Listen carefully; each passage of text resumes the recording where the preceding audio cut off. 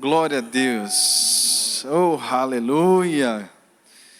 Que tempo maravilhoso, irmãos. Glória a Deus. Você está feliz por estar aqui? Então diga comigo, que bom que eu vim. Aleluia, glória a Deus. Bom, irmãos, nós estamos nessa série de mensagens chamada Revolucione, amém? E esse tema de série veio para nossos corações por causa desse mês, né? Mês de setembro no Brasil e aqui no Rio Grande do Sul, existem duas datas, né? Lembradas de momentos históricos, a independência do Brasil e a Revolução Farroupilha. E foram duas ocasiões que nós vimos pela história as pessoas se movendo com coragem, né? Por causa de um ideal, por causa de algo que queriam defender.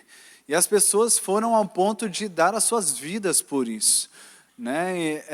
Moveu pais de família, moveu exércitos, moveu força, né? Tirou essas pessoas de dentro das suas casas para brigar por seus ideais, né? Brigar por essas revoluções.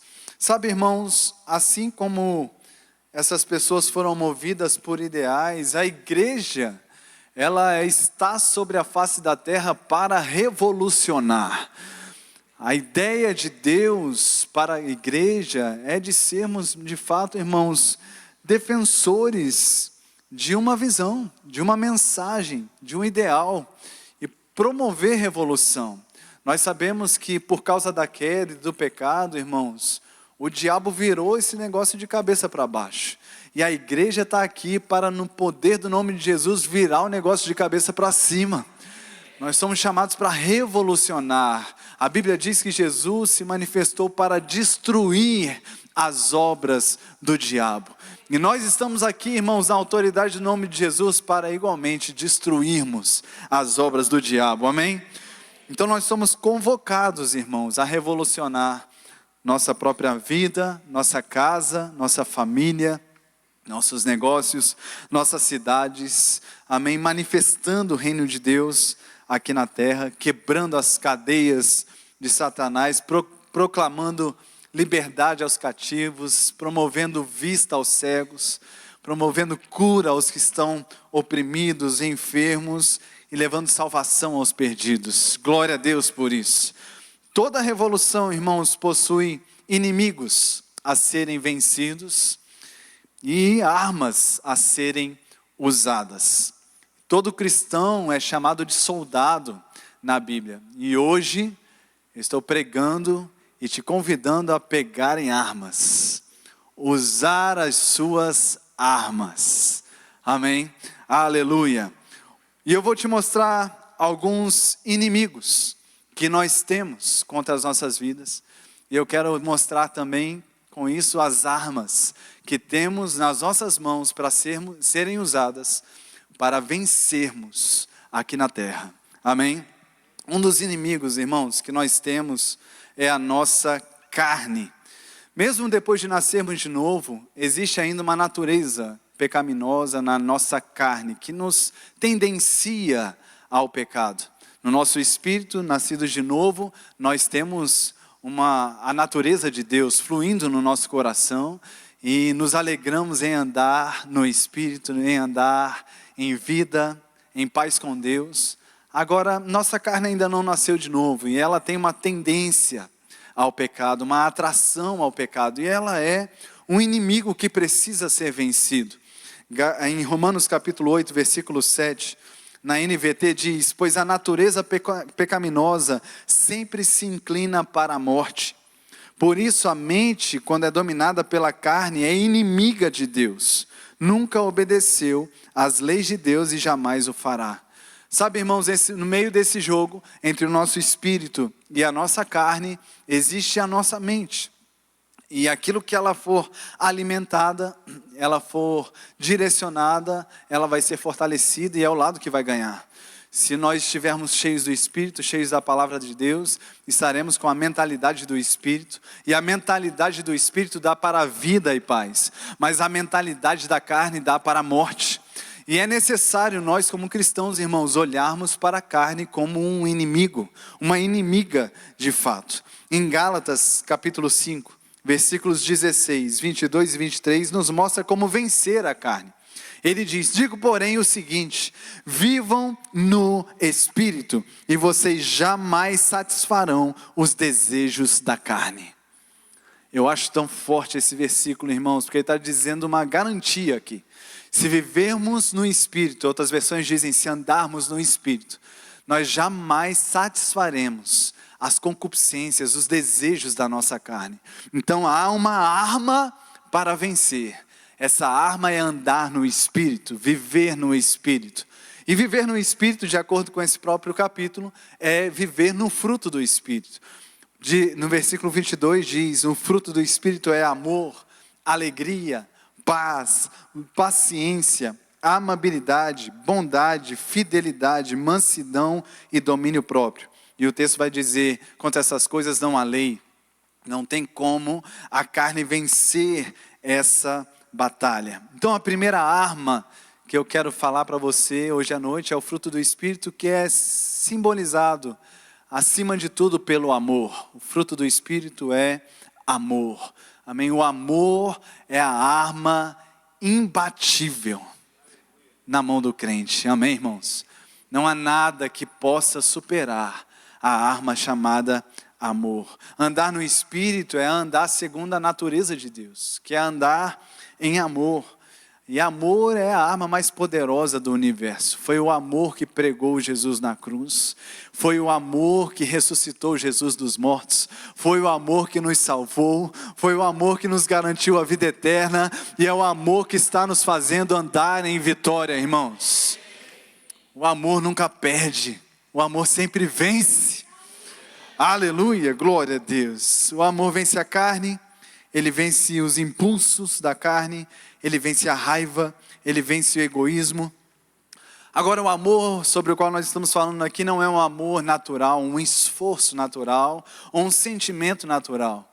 O amor aqui, irmãos, é o dom sobrenatural de Deus, que é derramado em nossos corações pelo Espírito Santo de Deus. Romanos 5,5 diz isso, o amor de Deus está sendo derramado em nossos corações pelo Espírito Santo. Oh, aleluia! Há algo sobrenatural borbulhando dentro de mim e de você. Há algo sobrenatural sendo derramado em nossos corações, o amor do próprio Deus.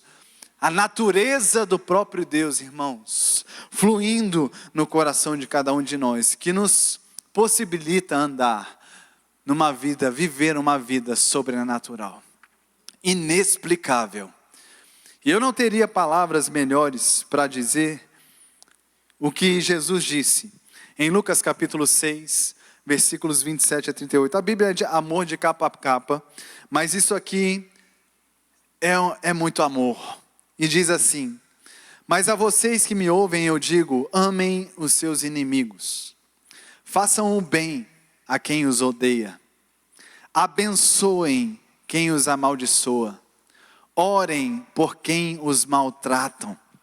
Se alguém lhe der um tapa na face, ofereça também a outra face. Se alguém exigir de você a roupa do corpo, deixe que leve também a capa. Dê a quem pedir, e quando tomarem suas coisas, não tente recuperá-las. Façam aos outros o que vocês desejam que eles lhes façam. Se vocês amam apenas aqueles que os amam, que mérito tem? Até os pecadores amam quem os ama. E se fazem o bem apenas aos que fazem o bem a vocês, que mérito tem? Até os pecadores agem desse modo. E se emprestam dinheiro apenas aos que podem devolver, que mérito tem? Até os pecadores emprestam aos outros pecadores, na expectativa de receber tudo de volta. Portanto, amem os seus inimigos, façam-lhes o bem e emprestem a eles sem esperar nada de volta. Então a recompensa que receberão do céu será grande e estarão agindo de fato como filhos do Altíssimo, pois Ele é bondoso, até mesmo com os ingratos e perversos.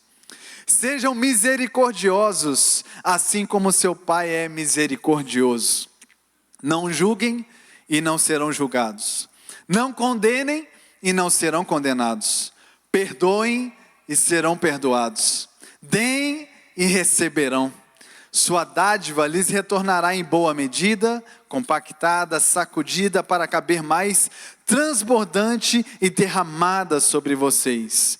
O padrão de medida que adotarem será usado para medi-los. É ou não é uma vida sobrenatural? Sabe, irmãos, quando aconteceu esse atentado contra o Charlie Kirk, nos Estados Unidos, que eu acredito que todo mundo tenha visto, foi uma confusão dentro do meu coração, da minha cabeça. Eu acho que muita gente passou por isso, né? Eu fiquei pensando no que pensar, no que dizer, no que fazer, como pastor de igreja, como me posicionar, o que falar, o que não falar, uma confusão, minha carne gritando, raiva. Quando eu olhava pessoas comemorando, que eu acredito que ninguém aqui tenha feito isso, porque se fez, tem demônio aí, e precisa ser liberto. Mas pessoas comemorando algo desse nível, aquilo mexeu profundamente comigo. E eu chorei, eu me entristeci, foi um dia e uma semana horrível que eu passei. E aí, antes de falar, fazer, irá e pecar, eu fui buscar o Senhor, irmãos, e falar: Pai, me ajuda, como a gente vai viver esses últimos tempos? Porque eu acredito que essas coisas vão aumentar. Como a gente vai reagir a essas coisas? Como podemos lidar com essas coisas? E foi a esse texto que o Senhor me guiou. E eu não preciso falar muita coisa sobre esse texto, porque ele fala tudo, o que a gente muitas vezes não quer ouvir. Mas eu quero falar o que eu falei na introdução dessa mensagem. Nossa maior arma é o amor. Aqueles irmãos que estão se levantando contra o Espírito Santo de Deus, debaixo do Espírito do Anticristo, movidos por ideologias e pensamentos do inferno, eles não resistem ao amor de Deus que se move pela minha e pela sua vida. É irresistível. É irresistível. Ainda que nos matem, irmãos. Ainda que assim como o Charlie, sejamos assassinados. Mas o amor sempre vence. O máximo que o diabo pode conseguir contra nós, irmãos, é nos mandar para o céu mais acelerado. É acelerar a glória. É o máximo que ele consegue. Ele não consegue nada além disso, irmãos. Pode tocar de repente em algum bem, algum dia mais difícil, coisas do tipo. Mas ele não consegue arrancar a nossa paz. Ele não consegue arrancar a salvação de nós. Ele não consegue nos tirar do amor de Deus. Nada pode nos separar desse amor, irmãos. Nós temos uma arma poderosa que ninguém mais tem. Só nós que temos Cristo, que somos salvos, temos o amor de Deus derramado em nossos corações. Então busque se encher do amor, fluir no amor, sobrenaturalmente, para que então, através do caráter de Deus agindo na sua vida, você possa ver os frutos do caráter de Deus agindo através da sua vida também. Amém? Glória a Deus. Eu trouxe apenas 3 características do amor aqui. Como a gente ama. Primeiro, perseverança. O amor é paciente. O amor não desiste. Eu não sei você, irmãos, mas eu às vezes tenho vontade de desistir de algumas pessoas, de alguns projetos, de algumas ideias, que eu sei que a vontade de Deus não é que eu desista, mas a vontade bate a porta, mas o amor não desiste. O amor é perseverante, o amor permanece. Segundo, o amor, ele se alegra com a verdade. Sabe que tem gente que se confunde, irmãos, quando falamos que nós crentes andamos em amor. Tem gente que se confunde, irmãos, a gente abaixar assim as nossas orelhas, sabe, abaixar a guarda contra as investidas de Satanás. Não é isso, irmãos. O amor, ele exalta a verdade. A verdade é que quando a gente se cala, a gente não está amando. Então, quando vemos alguém no erro e não falamos algo para essa pessoa, nós não estamos amando. Então, se pessoas chegam diante de você com ideologias, com ideias que você sabe que pela palavra de Deus estão erradas, amar é falar a verdade, como Charlie Kirk fez. Que Deus abençoe a sua vida, a sua família, seus filhos, e que em nome de Jesus a morte desse homem seja mesmo um movimento de revolução, não só nos Estados Unidos, mas também na nossa nação. Mas aquele homem amava com a verdade. E amor, irmãos, não precisa ser sempre com um sorrisinho e uma palavra mansa. O amor às vezes vai ser forte. O amor às vezes vai promover choro no outro. Mas vai ser um choro de arrependimento, um choro de reconhecimento que precisa mudar. O amor fala, o amor revela a verdade. O amor é assim. Aquele homem amava, na barraquinha dele, com o microfone na mão, defendendo o Evangelho, defendendo os princípios do Evangelho. Cheio de graça, cheio de verdade, se movendo em amor. E eu creio em nome de Jesus que se levantarão mais vozes, corajosas, irmãos, para falar a verdade em amor. A verdade em amor. Por fim, o amor, irmãos, ele tem uma expectativa boa. O amor olha para o outro, mesmo que o cenário seja péssimo. Naturalmente você olha e o diagnóstico seja muito ruim o que você está vendo. Mas o amor tem um poder de enxergar como só Deus pode enxergar. O amor consegue olhar o pior traste, a pior pessoa, com o melhor olhar, com uma expectativa sobrenatural de transformação, de mudança, porque o amor tudo crê, tudo espera, tudo suporta. O amor olha e enxerga o melhor no outro. Então, irmãos, nós temos uma arma poderosa nas nossas mãos, chamada amor. Quando a carne quiser se levantar, lembre-se que você tem uma arma chamada amor, que é muito mais forte do que sua carne, do que as tentações, do que as afrontas que se levantam diante de você, amém? Glória a Deus. Outro inimigo que nós temos, irmãos, esse é famoso, é o diabo. Tiago capítulo 4, versículo 7 nos mostra como vencê-lo. Sujeitai-vos, portanto, a Deus, mas resistam ao diabo e ele fugirá de vós. Aqui eu trouxe duas palavras. Primeiro, rendição, e segundo, resistência. É render-se a Deus e resistir ao diabo. As duas coisas precisam estar unidas, amém? Sujeitar a Deus e resistir ao diabo. Sujeitar fala sobre se entregar completamente, sem reservas. Isso é uma chave para a gente andar em vitória contra o diabo. É se render completamente a Deus. É sair do seu controle sobre a sua própria vida e permitir que Deus domine, que Deus governe a sua vida.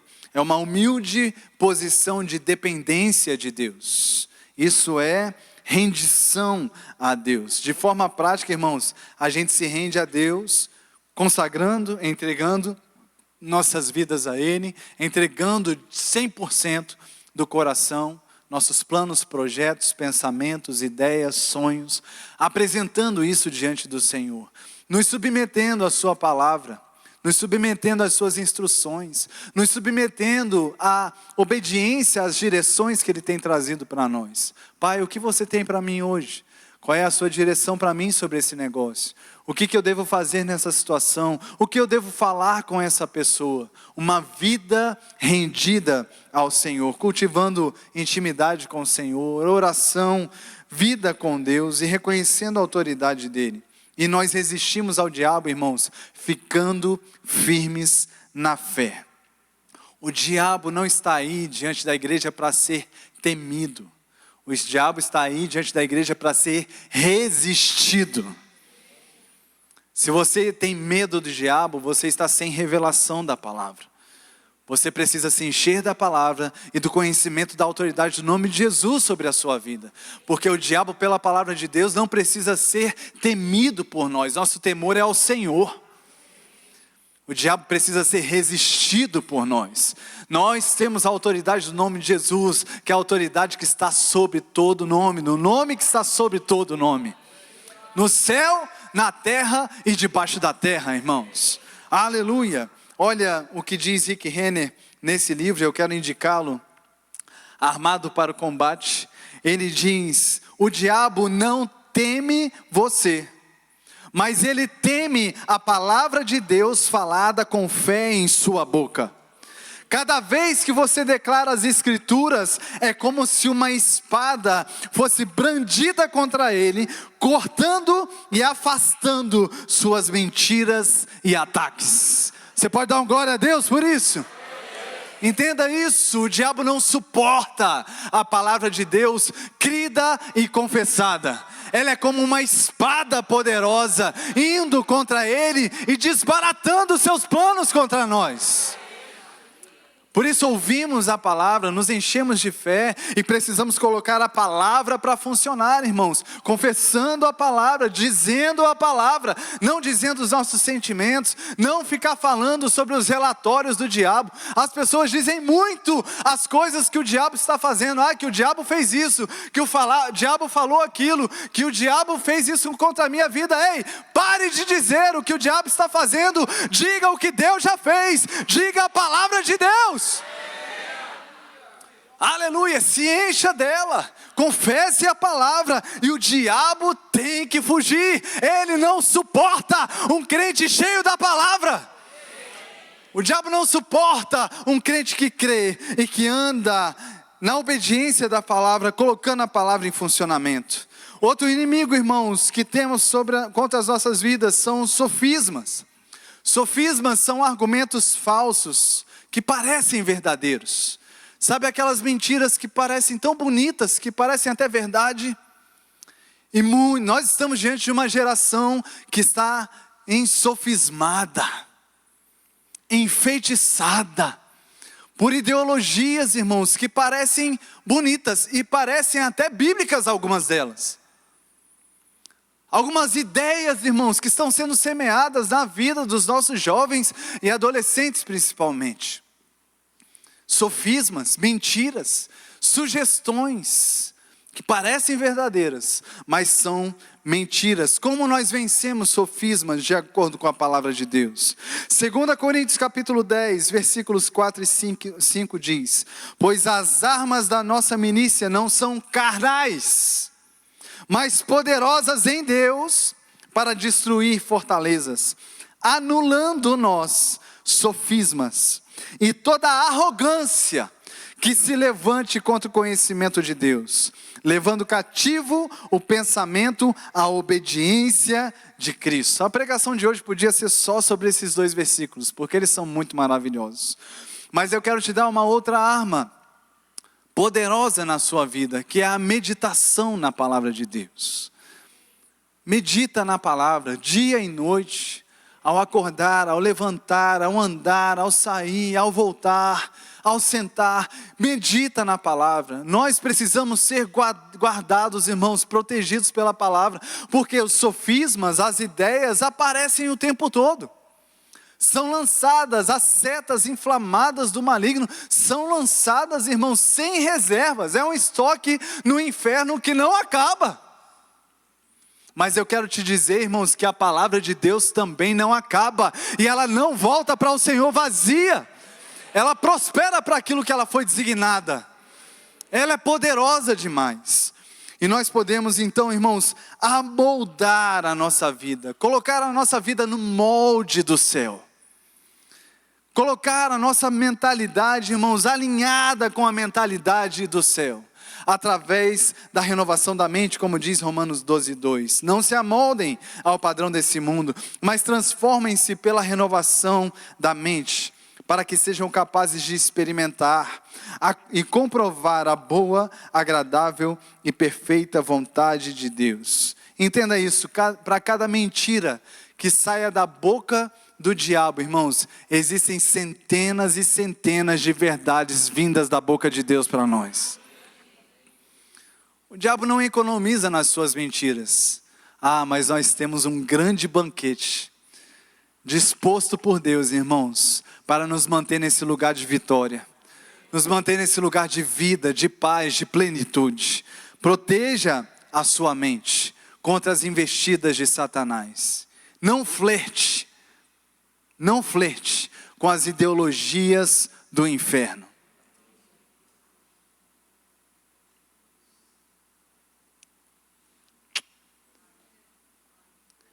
Existem alguns pais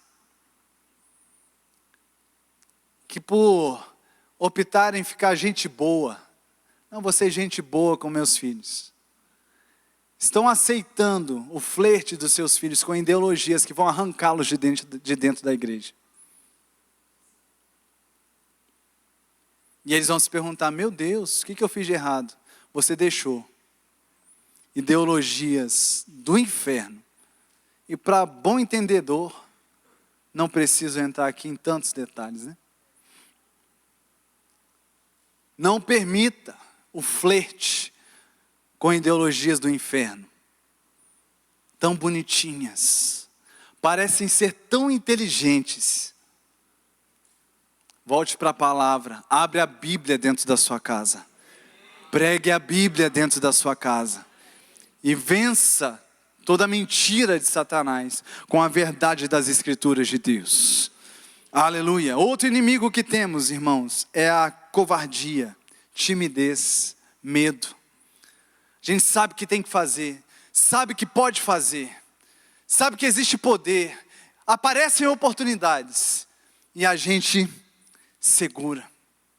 Não fala, não faz, não avança por timidez, medo. E uma boa palavra é covardia.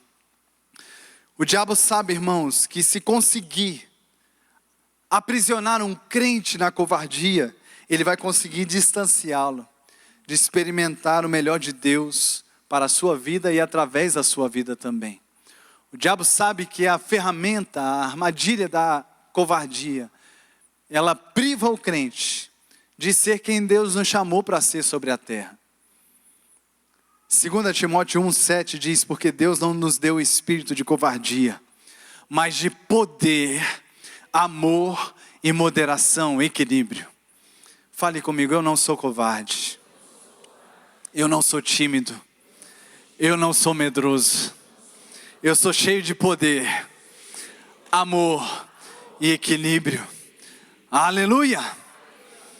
Essa é a verdade de Deus sobre a vida de cada um de nós, irmãos. Somos homens e mulheres poderosos na terra, cheios de poder, amor e equilíbrio. Como é que a gente vence a ousadia ou vence a covardia? Nós usamos a arma da autoridade. Exerça a autoridade. Coloque a autoridade para funcionar.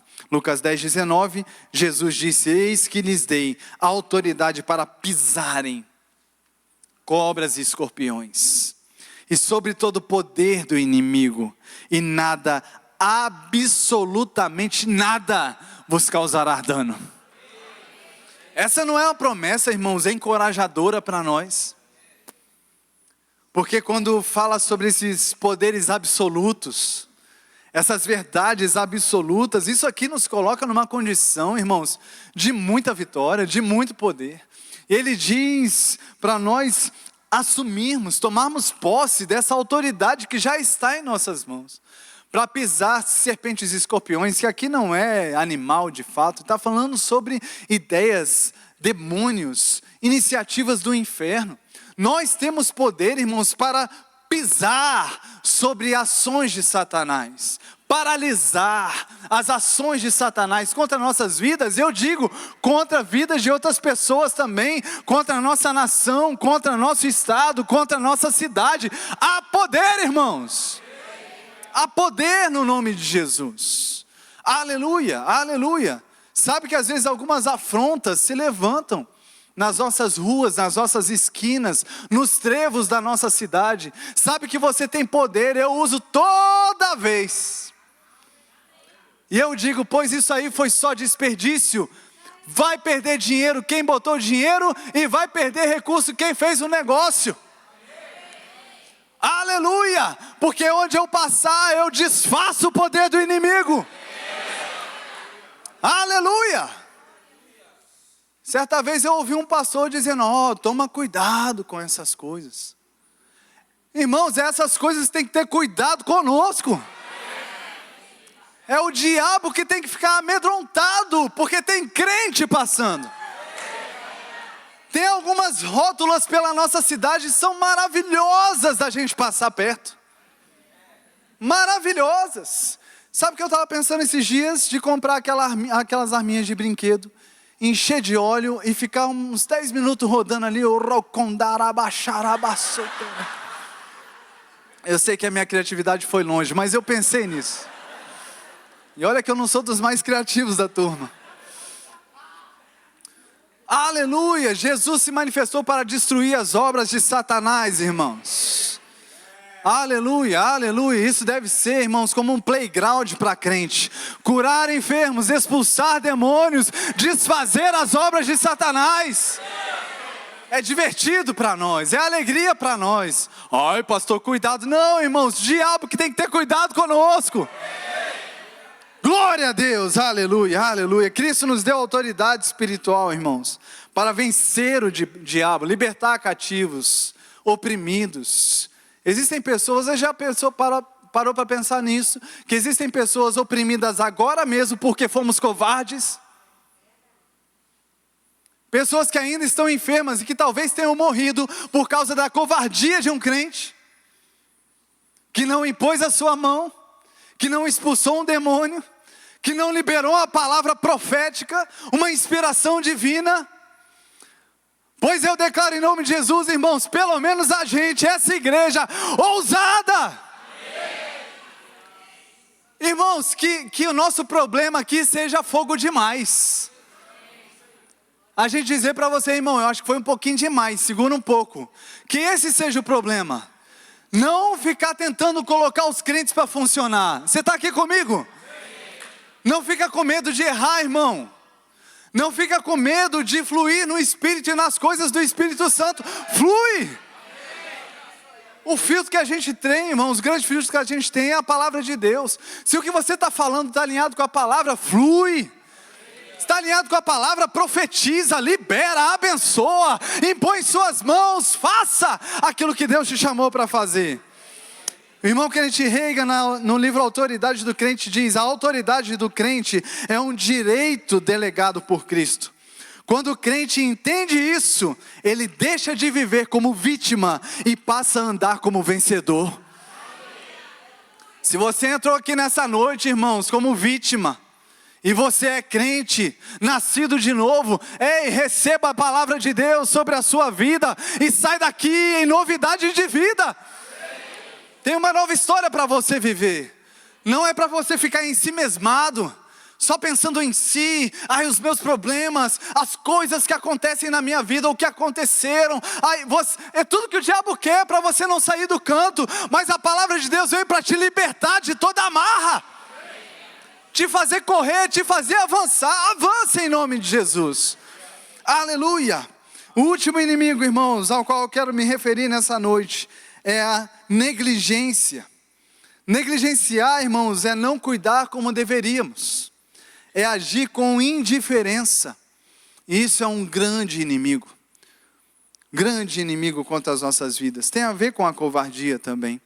Mas Hebreus capítulo 2, versículo 3 diz assim: como escaparemos nós se negligenciarmos tão grande salvação? Ela foi anunciada inicialmente pelo Senhor, depois nos foi confirmada pelos que a ouviram. Como é que podemos vencer a indiferença, a negligência? Nós vencemos a negligência nos apropriando da salvação. Fala comigo, salvação. Eu não sei se foi possível você perceber, mas eu usei palavras aqui que... Volta ali o negócio que está escrito armas, por favor. Eu usei cada arma que foi citada aqui. Eu falei sobre cada letra dessa palavra, armas. Eu falei sobre amor, eu falei sobre rendição e resistência, eu falei sobre meditação, eu falei sobre autoridade, e agora estou falando sobre salvação.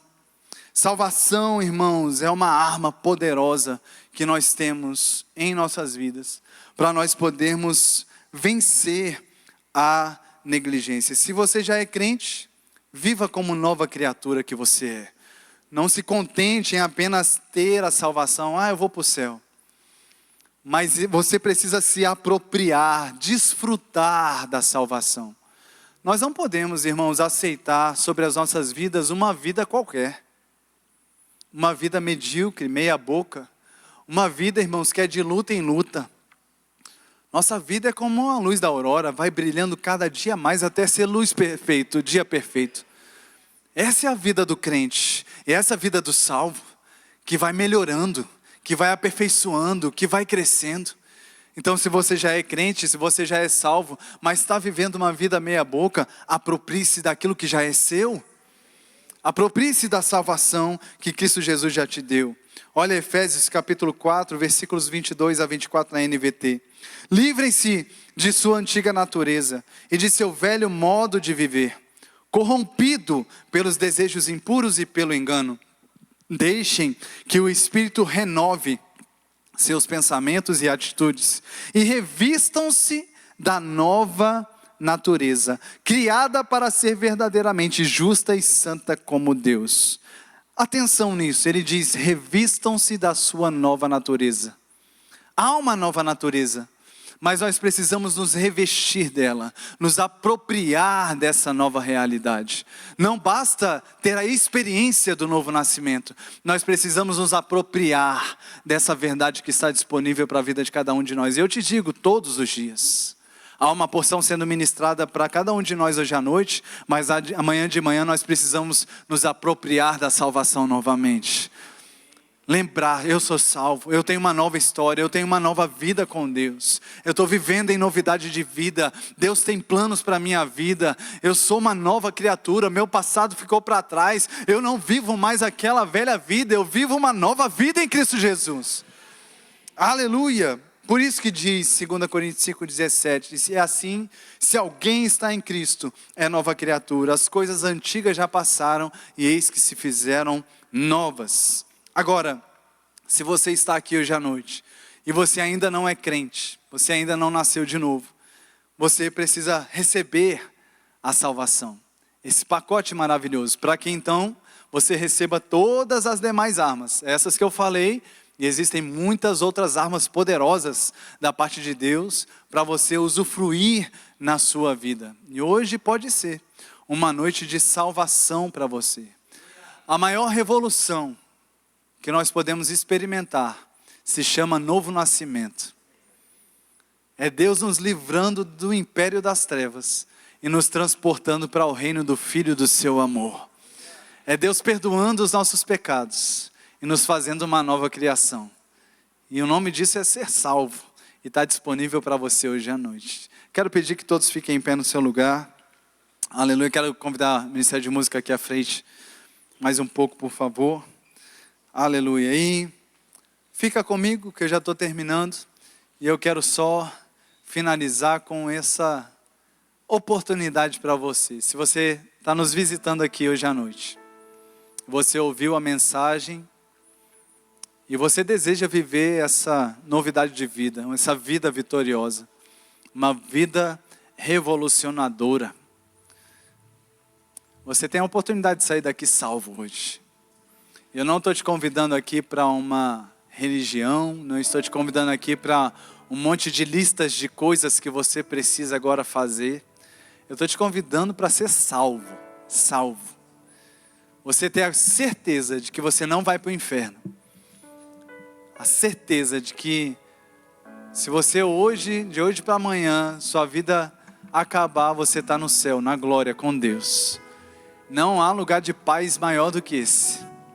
A convicção de que somos salvos. Deitar a cabeça no travesseiro e saber, oh glória a Deus. Vem Jesus. Vem Jesus. Então se você está aqui hoje e ainda não fez esse reconhecimento de Jesus como Senhor, Quero te dar a oportunidade. Romanos capítulo 10, versículos 9 e 10 são os versículos da revolução. Ele diz: se com a tua boca você confessar Jesus como Senhor e em seu coração crer que Deus o ressuscitou dos mortos, serás salvo. Porque com o coração se crê para a justiça e com a boca se confessa a respeito da salvação. Então, se você está aqui, você acredita que Jesus Cristo veio a essa terra, morreu por você, mas graças a Deus, ao terceiro dia Ele ressuscitou, mas você ainda não confessou a Jesus como Senhor da sua vida ainda, entregou a sua vida para o governo, para o senhorio de Jesus, publicamente. Eu quero te dar a oportunidade de fazer isso agora, amém? Basta você levantar uma das tuas mãos no seu lugar, dizendo: eu quero confessar Jesus como Senhor, eu quero entregar meu coração a Ele, eu quero ter Jesus como meu dono. Chega de ser dono da minha própria vida. Eu quero entregar a minha vida para o senhorio dele. Existe alguém que deseja tomar essa decisão, fazer isso pela primeira vez aqui nesse lugar?